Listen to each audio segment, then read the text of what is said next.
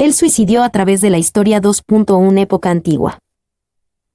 El término suicidio y suicida es relativamente actual, surgiendo, según algunas fuentes en Gran Bretaña en el siglo XVII y según otras en Francia en el siglo XVIII. A pesar de ello, tradicionalmente se ha definido que la palabra tenía su origen en el abate Prévost 1734, de quien la retomaría el abate de Desfontaines 1737 y posteriormente, Voltaire y los enciclopedistas. Lessier, 1985, siendo incluida por la Academia Francesa de la Lengua en 1762, como el acto del que se mata a sí mismo, Sarroy de la Cruz, 1991. El fenómeno del suicidio es tan antiguo como la historia misma de la humanidad. Miles de años después de que se registra o se tiene noticias del primer suicidio, aún se continúan buscando las causas que hacen que el ser humano se quite la vida con sus propias manos. No se puede saber o predecir qué tiempo pasará para que la ciencia logre determinar con certeza qué es lo que provoca esta conducta. En la antigüedad el suicidio era aceptado en la mayor parte de las sociedades. Así en Mesopotamia era asumido hasta el punto que, según un mito, el primer hombre fue modelado con barro y sangre del dios suicida Bel. En Egipto la muerte voluntaria no fue condenada. Incluso la primera nota de suicidio de la historia conocida fue firmada por un consejero faraónico del siglo III AC, y Cleopatra VII, 69 a 30 AC, nos legó una escena legendaria al dejarse morder por un áspid para evitar el ultraje de presenciar la victoria de Augusto. Los galios, celtas, hispanos, vikingos, nórdicos y visigodos consideraron razonable el suicidio por vejez, muerte de los esposos, muerte del jefe o enfermedad grave o dolorosa.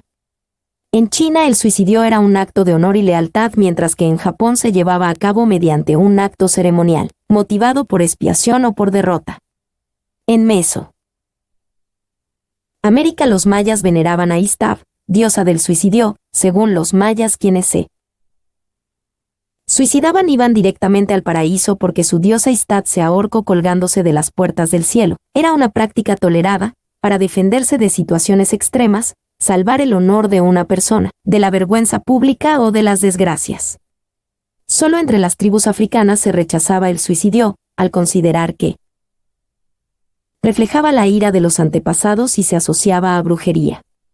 El contacto físico con el cuerpo del suicida era visto como maligno y terrible, e incluso se quemaba la casa y el árbol donde se hubiese ahorcado el suicida, enterrándose el cuerpo sin los ritos habituales.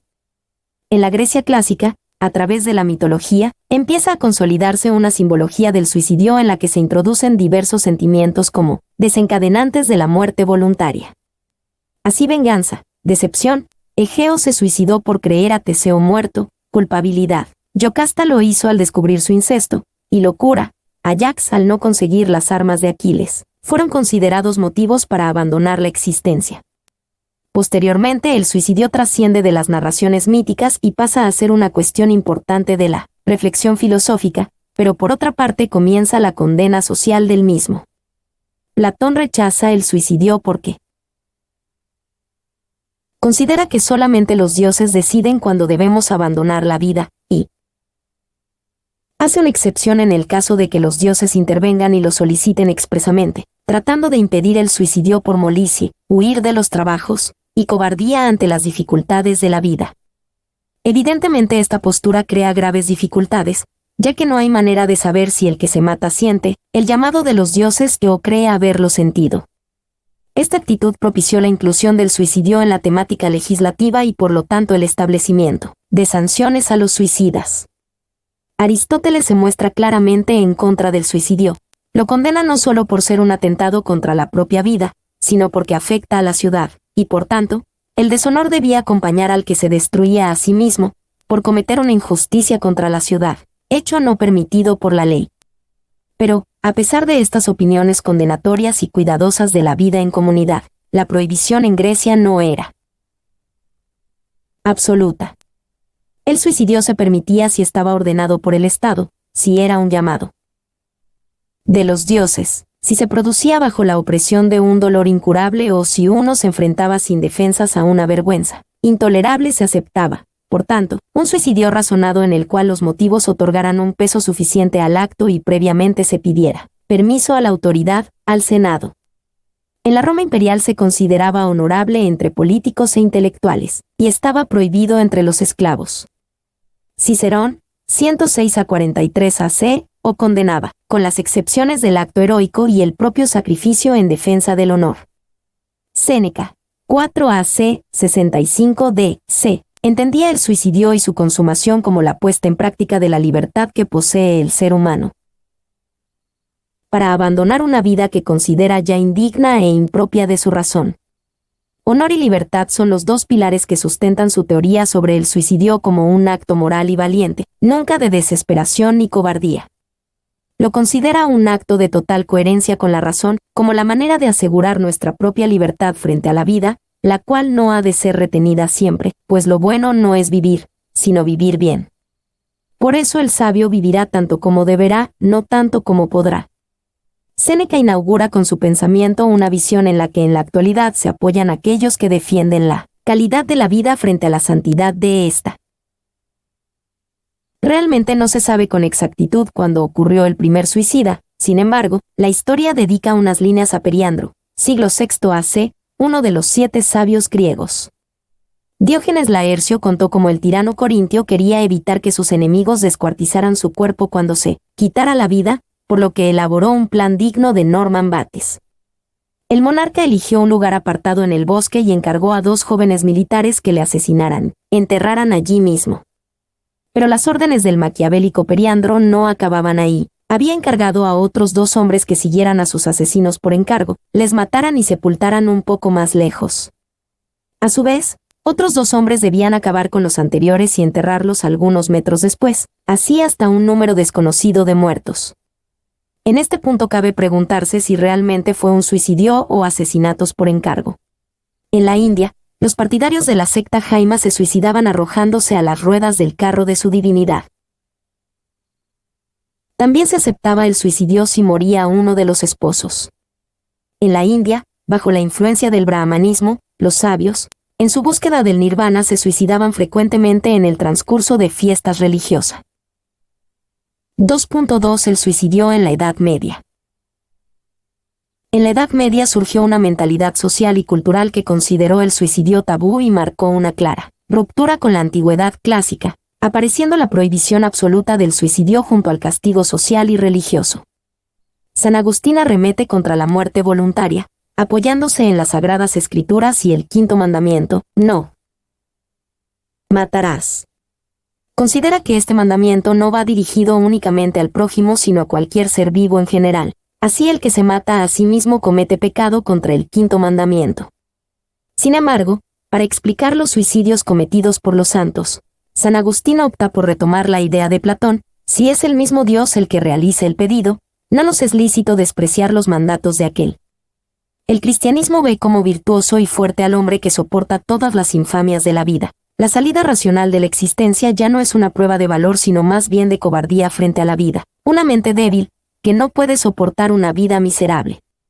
Durante esta época el suicidio es penado rígidamente por las leyes religiosas. El Concilio de Arles, 452, declaró que el suicidio era un crimen. En el Concilio de Braga, 563, se dictaminó que el suicida no fuera honrado con ninguna conmemoración en la liturgia, y se prohibió su entierro en el camposanto. En el Concilio de Auxerre, 578, se determinó que el cuerpo de los suicidas debía ser enterrado en la encrucijada de los caminos, su memoria difamada y sus bienes confiscados.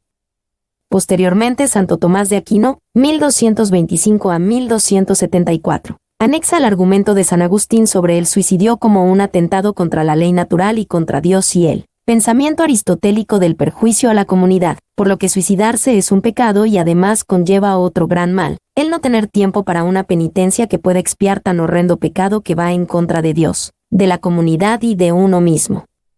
Poco a poco ideas folclóricas sobre el suicidio como algo demoníaco fueron incorporadas en el discurso religioso, fortaleciendo su valoración como acto condenable por estar ligado a tendencias sombrías.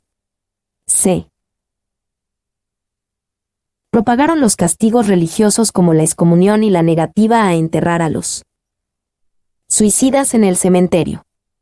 A nivel legal era común ensañarse con el cadáver y confiscarle todos sus bienes.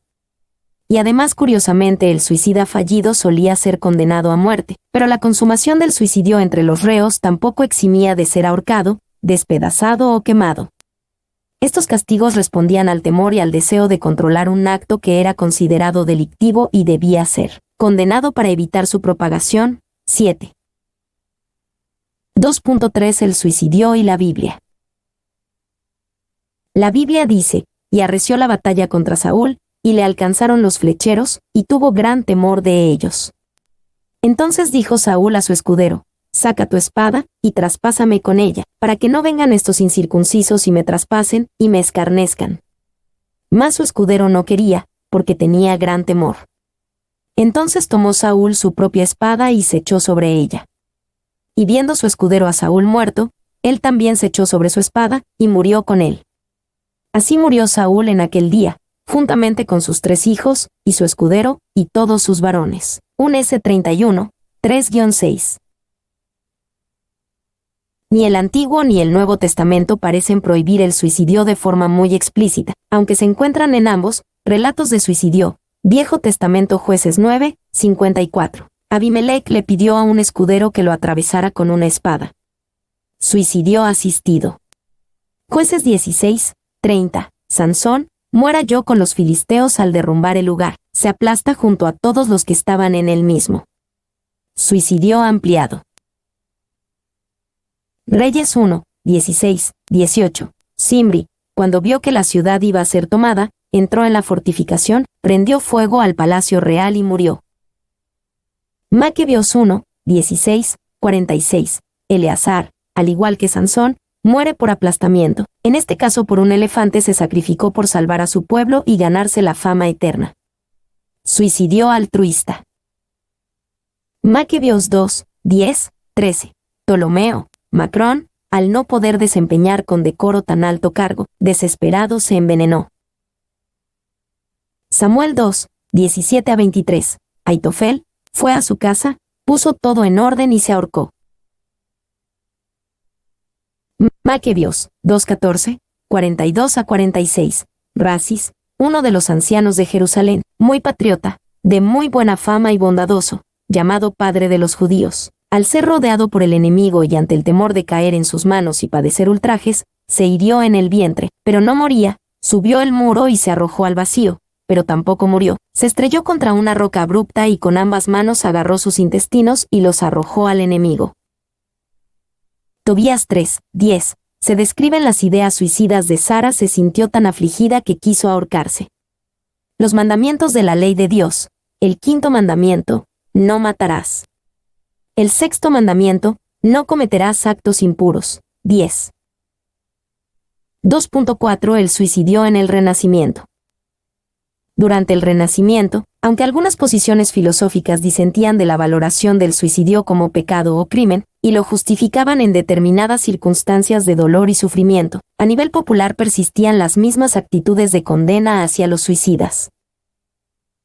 Con la Revolución Francesa y el nacimiento de la Ilustración, el suicidio deja de contemplarse como un acto criminal. Sin embargo, la Iglesia lo seguía prohibiendo y castigando, por lo que a nivel popular continuó la idea del pecado mortal.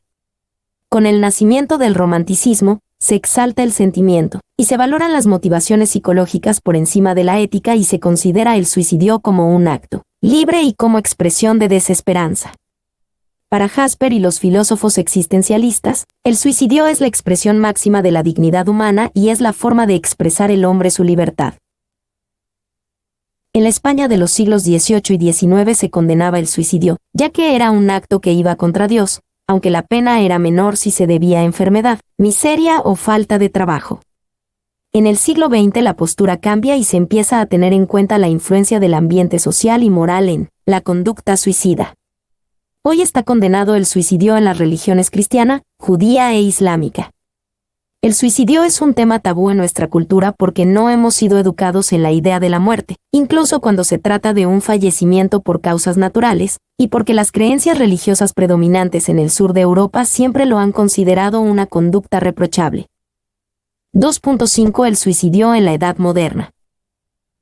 En la Edad Moderna, ante los cambios sociales, Los humanistas se interesaron en las costumbres antiguas y los argumentos estoicos en defensa del suicidio. Así, Tomás Moro, Michael de Montaigne, Francis Bacon, entre otros, redactaron apologías de la autodestrucción que cuestionaban los prejuicios tradicionales. Montaigne, 1533 a 1592, escribió que era hora de morir cuando vivir reportaba mayor mal que bien y consideraba que es ir contra las propias leyes de la naturaleza el conservar la vida para tormento e insatisfacción propia, manteniendo la antigua regla de o una vida tranquila o una muerte feliz. Este autor también consideraba el planteamiento cristiano de la necesidad de luchar frente al sufrimiento, de un vivir para el otro, y que la posibilidad de vivir para las gentes de bien no depende de lo que les plazca, sino de lo que deban. Así mantenía que es prueba de gran valor el mantener la vida en consideración a otro y es un rasgo de singular bondad conservar la vejez, si se siente que ese esfuerzo es dulce, agradable y provechoso para alguien querido. La sociedad moderna, sumida en un contexto de represión y ataque al conocimiento, con la Iglesia Católica como epicentro de la moralidad colectiva, mantuvo la condena al suicidio. Entre los siglos XVII y XIX, surgen importantes planteamientos filosóficos sobre el suicidio con grandes defensores y detractores del mismo, a la vez que los castigos legales se suavizaron, aunque se mantenía la negativa a enterrar a los suicidas en el cementerio y por otra parte se otorgaba cierta solemnidad a los suicidios por honor, sobre todo a los de militares y los de duelos.